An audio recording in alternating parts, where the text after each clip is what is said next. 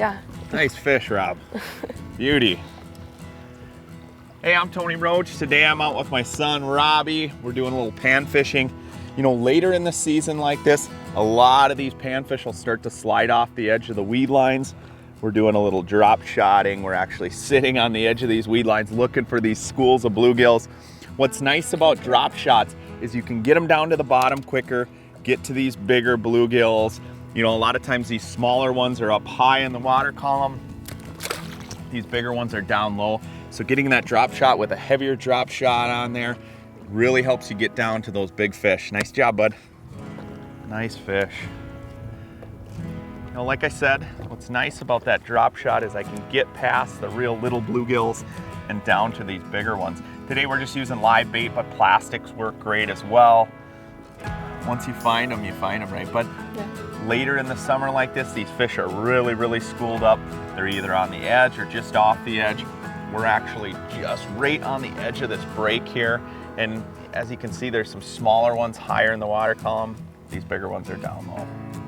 Yeah, it's a pumpkin seed. Oh, nice one, look at that. Nice job, Robbie. Pumpkin seed. Nice fish, Rob. What a pretty fish. Those pumpkin seeds are beautiful.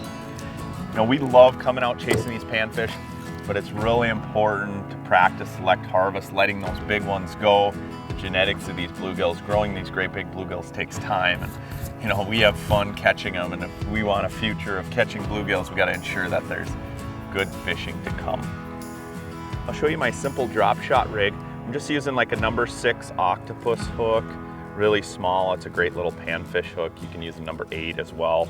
And then just a tungsten dropper on there. I'm actually using a little bit heavier dropper just because I want it to get down there quickly. When you've got schools of small bluegills that are up near the surface, you want to get down to those steeper edges and into those breaks. We're only fishing in about 10 feet of water, but I want that bait to get down there really fast, and I like that little cylinder weight.